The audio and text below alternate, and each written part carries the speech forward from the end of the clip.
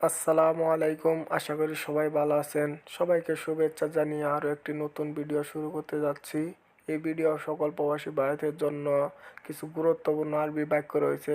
যারা অতি সহজে আরবি শিখতে চান তারা এই ভিডিওটি শেষ পর্যন্ত দেখেন না টেনে। কোথায় পেলে?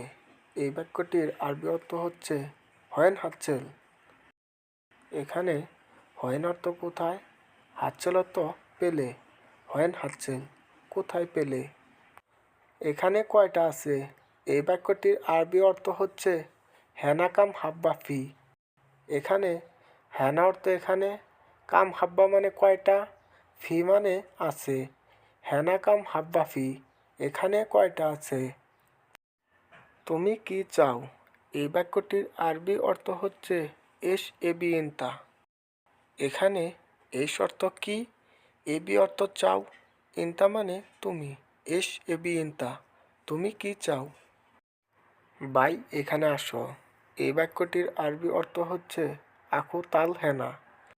এখানে আখু অর্থ বাই, তাল মানে আসো, হেনা মানে এখানে। আখু তাল হেনা, বাই এখানে আসো। তোমার বেতন কত টাকা? এই বাক্যটির আরবি অর্থ হচ্ছে ইনতাকাম রাতিব ফুলুস।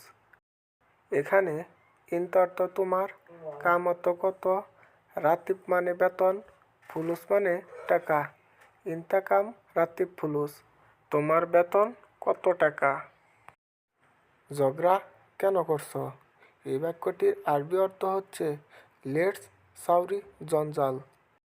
এখানে লেশ অর্থ কেন, সাউরি অর্থ করছো বা করা, জঞ্জাল মানে ঝগড়া। লেটস সাউরি জঞ্জাল, ঝগড়া কেন করছো। সে ভালো না। এই বাক্যটির আরবি অর্থ হচ্ছে হুয়া মাফি কয়েস। এখানে হুয়া অর্থ সে, মাফি অর্থ লা বা না, কয়েস অর্থ ভালো। হুয়া মাফি কয়েস, সে ভালো না। আমার রুটি লাগবে। এই বাক্যটির আরবি অর্থ হচ্ছে আনা আবগা খবুস। এখানে আনা অর্থ আমার, আবগা অর্থ লাগবে, খবুস অর্থ রুটি।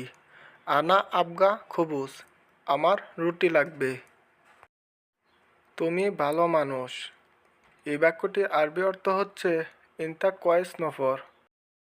এখানে ইনতা অর্থ তুমি, কয়েস অর্থ ভালো, নফর অর্থ মানুষ বা লোক। ইনতা কয়েস নফর, তুমি ভালো মানুষ। আমি এখন দেখছি। এই বাক্যটির আরবি অর্থ হচ্ছে আনা সুফ আলহিন। এখানে আনা অর্থ আমি, সুফ মানে দেখছি বা দেখা, আলহিন মানে এখন। আনা সুফ আলহিন, আমি এখন দেখছি। তাহলে বন্ধুরা, আজকের মতো ভিডিও এই পর্যন্তই। আমার ভিডিওটি শেষ পর্যন্ত দেখার জন্য তোমাদের সবাইকে ধন্যবাদ। আর পরবর্তী ভিডিওর জন্য অপেক্ষা করেন, অতি শীঘ্রই আপনাদের মাঝে নিয়ে আসবো। Thank you.